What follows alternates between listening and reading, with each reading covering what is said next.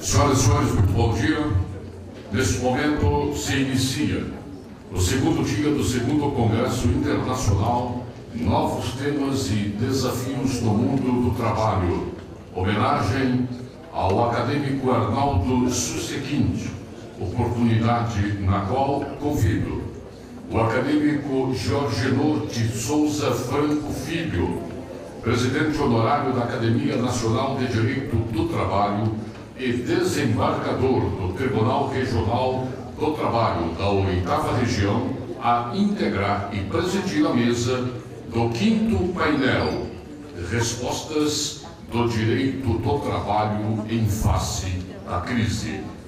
Para também compor esta mesa, convidamos o acadêmico Hugo Roberto Mansuetti, advogado, professor da Universidade Católica de Buenos Aires e membro correspondente da Academia Nacional de Direito do Trabalho.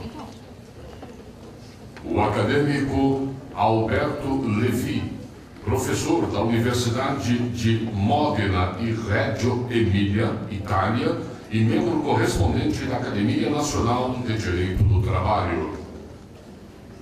Acadêmico Hélio Zilberstein, professor associado e livre docente pela Faculdade de Economia e Administração da USP e presidente da Associação do Instituto Brasileiro de Relações de Emprego e Trabalho, IBRET. Bem, senhoras e senhores, com a palavra o acadêmico Jorgenor de Souza Franco Filho.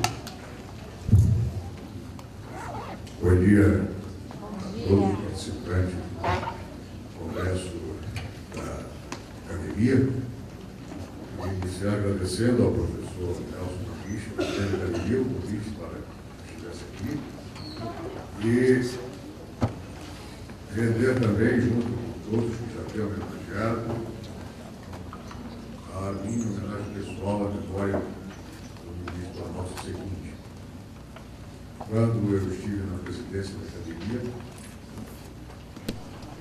tomei a iniciativa e os membros da entidade que concordaram, foi criada a medalha Arnaldo Susequinde, uma forma de homenagear em vida aquele que foi o primeiro presidente dessa casa. E a medalha Arnaldo Susequinde continua a existir e os primeiros a receber foi o próprio ministro Susequinde. Depois, nos fizemos em Belém do Pará, quando eu presidia o Tribunal do Trabalho da minha região. Fizemos um congresso internacional onde estiveram presentes, entre outros, o Hugo Mansuetti e Alberto Levi, para homenagear Arnaldo Susequinde. Eu sempre chamava para ele de CLT viva, porque olhando o ministro Susequinde, a gente estava olhando a CLT. Era um homem formidável, daquela forma que bem foi descrita ontem pelo ministro Alexandre Agramonte. Ele e a sua Olga, na casa deles, na Avenida Atlântica, receberam uma certa ocasião, a minha família, e ali nós passamos aqueles momentos de transição de ano do Réveillon. Foi muito bom, era muito bom conviver com ele. Encontrava ausente, não pude estar no seu sepultamento, mas estou certo que a memória dele está sendo agora homenageada pela Academia, vai ficar para sempre gravada na memória e no conhecimento de todos nós pela imensa obra do ministro Susequinde. Desejava dizer isto nesse início de manhã, neste início do segundo dia do Congresso, para assinalar que nós também, lá do Norte, temos por Arnaldo Susequinde uma grande saudade e guardamos sempre a sua presença, a sua obra e o legado que ele deixou para ele trabalhar no nosso país. O tema deste painel é sobre respostas do direito do trabalho em face à crise. tenho constatado que ultimamente o mundo vive em crise, acredito que desde a Revolução Industrial. De lá para diante só se fala em crise. Hoje as crises aumentaram, porque existe desde a crise existencial até a crise política, a crise jurídica, a crise cultural, a crise de xenofobia, a crise da dúvida do que eu vou fazer amanhã e da dúvida mesmo se o amanhã vai existir. Como se vive esta quarta globalização, eu acredito que nós estamos voltando àquilo que Oscar Wilde escreveu no Cantar de Dorian Gray. Nós sabemos o preço de tudo, mas não sabemos o valor de nada. Eis o nosso problema. Nós sabemos quanto custa tudo e a única coisa que nós queremos é consumir. Com isso, aumenta o consumo. Aumentando o consumo, aumenta a produção. Aumentando a produção, aumenta os postos de trabalho, mas aí veio a automação e isso pode gerar mais uma vez desemprego, como ocorreu no século XIX. O que se pretende neste painel, então, é tentar encontrar possíveis indicativos de solução a esses problemas. Talvez, para que nós possamos sair desse mundo panótico que se vive, a exemplo do presídio panótico de Betna, para viver num mundo onde haja mais liberdade, onde haja mais sinceridade e onde as pessoas tenham menos ambições pessoais e mais vontades coletivas. Eu queria, ao cumprimentar a todos e aos participantes deste painel, passar a palavra ao meu querido amigo professor Hugo Roberto Mansuetti, que veio da sua Buenos Aires para trazer à luz do seu talento. Ele é autor de uma das melhores, talvez a mais completa obra sobre direito do trabalho no Mercosul. E é com grande satisfação que passo a palavra ao professor Hugo Roberto Mansuetti. Bom dia a todos. Para mim é uma grande alegria e uma grande honra participar desse congresso. Meu agradecimento especial ao presidente da academia, o professor, meu querido amigo Nelson Manfred. Meu agradecimento pela apresentação feita também por um grande professor e amigo deste querido país, que é o professor Jorge Norte Souza Franco Filho, que, bom, sabemos esse livro que ele fala, também ele me inspirou um dos capítulos referentes à circulação dos trabalhadores, quando eu não conhecia ele. Depois, quando eu conheci, eu dei esse presente um exemplar e fiz menção à sua inspiração nesse trabalho. Vamos a encarar a temática proposta referente às respostas do direito do trabalho na crise.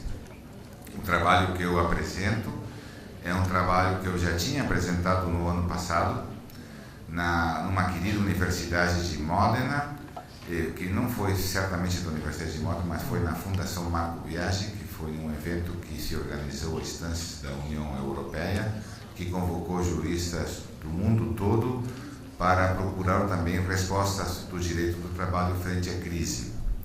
E, bom, foi atualizado, adaptado esse trabalho, e é o trabalho que se apresenta aos senhores, mas tem a versão completa, que acredito que vai ser publicada nos anais da academia, e hoje vamos ver, nesse curto tempo que temos para fazer a exposição, uma versão bastante simplificada. Antecipo que, se procuramos respostas do direito do trabalho frente à crise, a conclusão, a tese que eu sustento nesse trabalho é que o direito do trabalho não tem respostas. Essa é a realidade. As respostas da crise nós podemos achar na economia, uma boa política econômica, mas não no direito do trabalho. Qual é o estudo, a análise que sustenta essa afirmação? A experiência que teve o meu país numa mega crise, que foi a crise de 2001.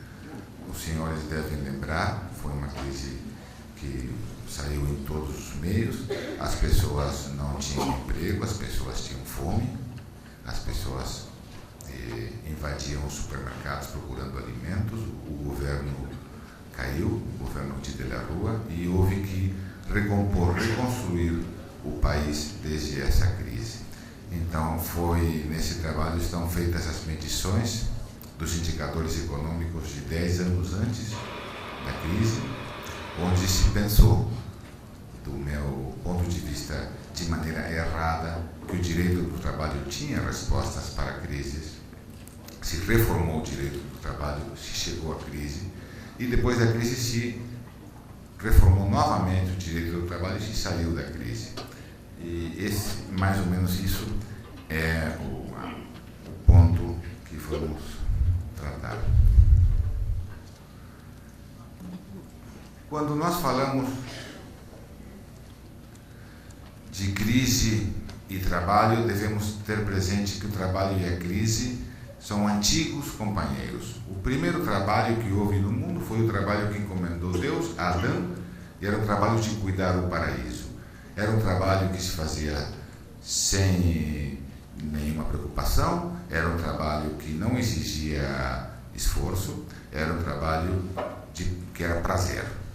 A primeira crise foi o despedimento de Adão no paraíso. Ele chegou em casa e disse: Eva, estamos em crise. E qual foi o resultado dessa crise? Se exigiu que o trabalho, desde então, seja feito com esforço.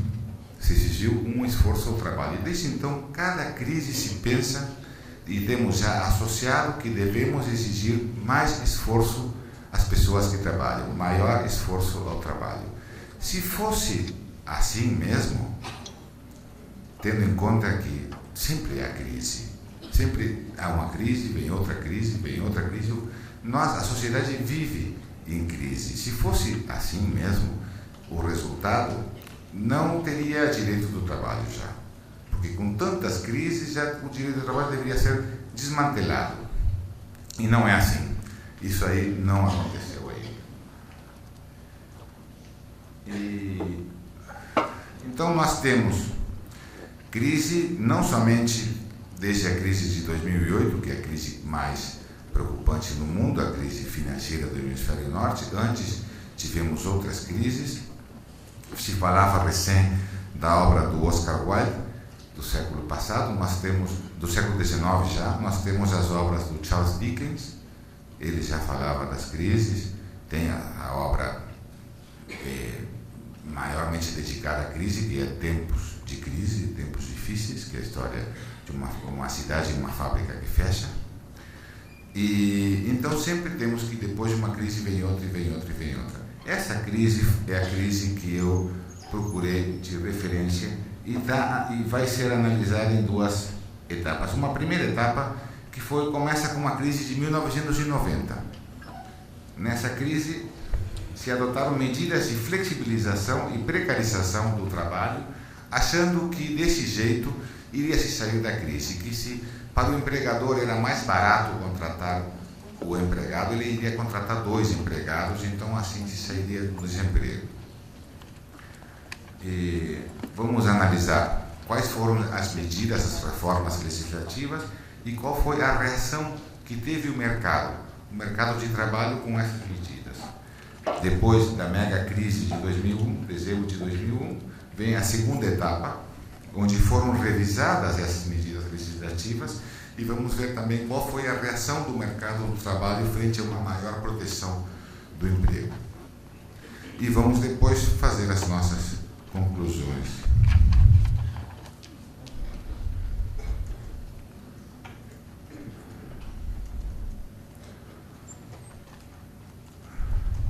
Nós acreditamos então que cada crise vai exigir soluções no caso concreto. Vamos ver agora a primeira etapa, 1991-2001, 10 anos anteriores à crise. Nesse período se inicia num contexto de crise econômica no final dos anos 80. O desemprego tinha aumentado de 6% para 8%, chegando a 8% em 1990. A crise econômica se desloca para o direito do trabalho e são revistos, porque se nós procuramos no dicionário no dicionário de espanhol, a palavra crise gera sempre revisão. O resultado da crise sempre vai ser carestia, falta, carência. É o contrário, oposto ao que se fala de trabalho decente. A expressão decente quer dizer de quantia suficiente, de boa qualidade. Então, vão ser revistos os fundamentos do direito do trabalho.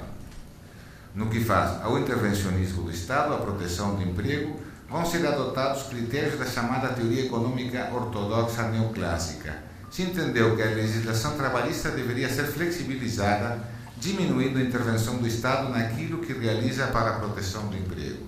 Se acreditou que com essa receita o mercado iria restabelecer-se de maneira natural, com condições ótimas de emprego e distribuição equitativa da riqueza.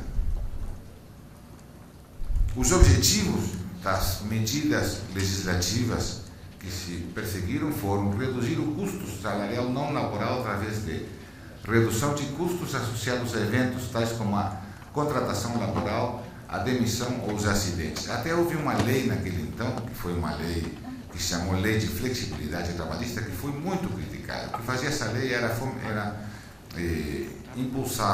fomentava a contratação de mulheres, a contratação de pessoas com deficiências mentais sem nenhuma estabilidade na sua contratação e com redução praticamente a zero de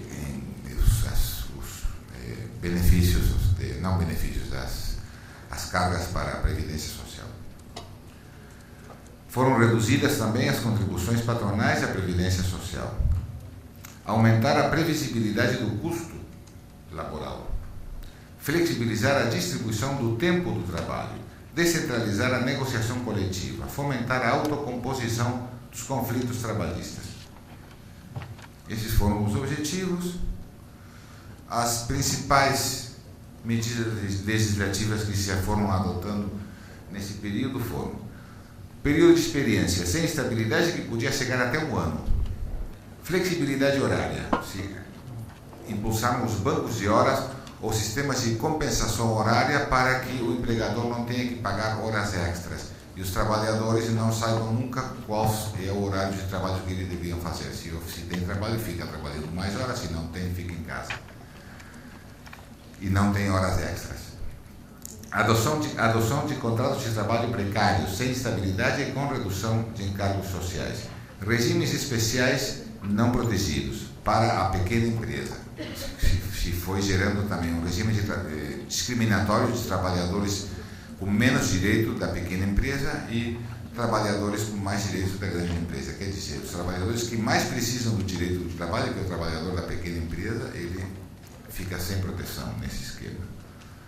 Intervenção na negociação coletiva para concretizar modificações, impérios ou prejudiciais para os trabalhadores. Impulsou essa negociação coletiva. Desarticulação dos planos de educação técnica. Incorporação da gestão privada na prevenção e reparação dos acidentes do trabalho, com as chamadas asseguradoras de risco do trabalho. Quer dizer, se colocou a raposa a cuidar das galinhas, não é? Medida que foi complementada com a isenção de responsabilidade civil aos empregadores. Não temos na Argentina esse reconhecimento que tem a Constituição brasileira, que é o direito do trabalhador à ação civil independente da ação especial por acidentes de trabalho. Aumento progressivo da idade para a aposentadoria.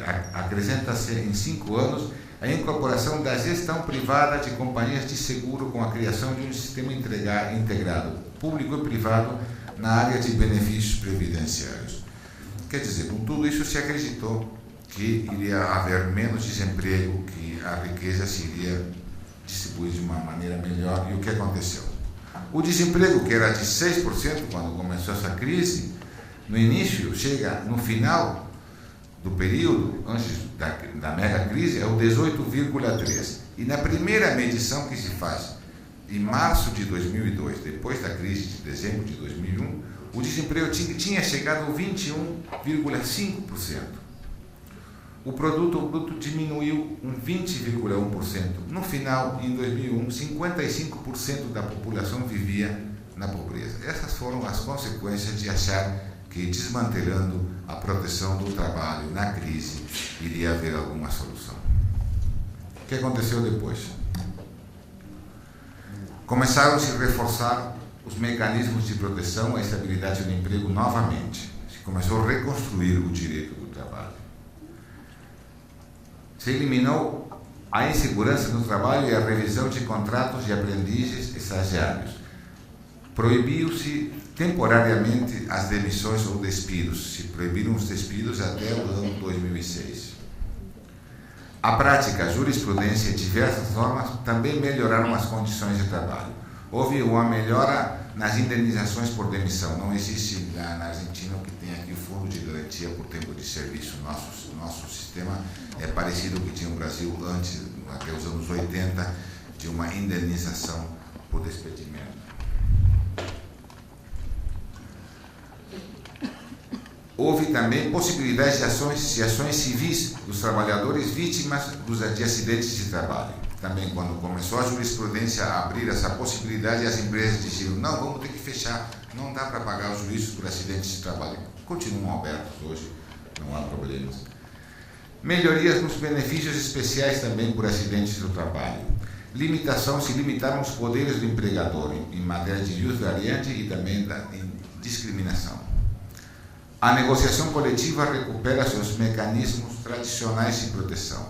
Se promove a centralização da negociação coletiva, se implanta a preferência, novamente, porque tinha se eliminado nos anos 90, a preferência da norma negociada mais benéfica para o trabalhador, se reimplanta também a ultratividade do acordo coletivo. A administração da Previdência Social volta às mãos do Estado. A formação profissional volta a ter planos gerais de educação homogêneos para todo o país. Nesse período, quando foi desmantelada a educação técnica, não existiam técnicos na Argentina.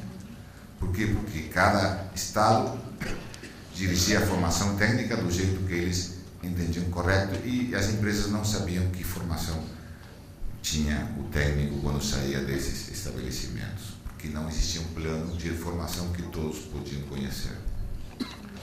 Quais foram as respostas do mercado frente a essa recuperação da proteção no direito do trabalho? Diminuiu o desemprego. Do 21,5% inicial que houve na crise de 2001 foi baixando progressivamente. Chega a um dígito durante 2006. Depois veio a outra crise de 2008. Houve um mínimo aumento, acréscimo do desemprego, mas termina no final desse período analisado o desemprego em 7,5% no final de 2010, que é um porcentagem já tradicional no mercado argentino. Então, bem, aumenta a taxa de atividade e aumenta a taxa de emprego, quer dizer, mais gente trabalhando do que antes. As conclusões, para terminar. As conclusões que podemos tirar é que, evidentemente, fracassaram as receitas econômicas de tipo liberal neoclássico, que são as que sempre aparecem em cada crise. A flexibilidade laboral não gerou emprego, somente gerou maior pobreza. Sua característica foi o elevado desemprego e aumento da pobreza. A revisão de tais medidas foi produzida incrementando o intervencionismo do Estado e protegendo o emprego. De maneira paralela e progressiva, diminuiu o desemprego. É preciso avançar, então, na institucionalização das políticas de emprego com maior diálogo social. Não deve-se insistir no desamparo do trabalho, acreditando que dessa forma aumenta o emprego. Então, se temos essa experiência, aconteceu a mesma coisa na Espanha nos anos 80. Eles tiveram uma crise, desmantelaram o direito do trabalho, depois tiveram mais desemprego, mais miséria, e agora novamente estão tentando sair da crise com as mesmas receitas. Então, como dizia o Einstein, se nós procuramos resultados diferentes, não devemos fazer sempre a mesma coisa. Muito obrigado.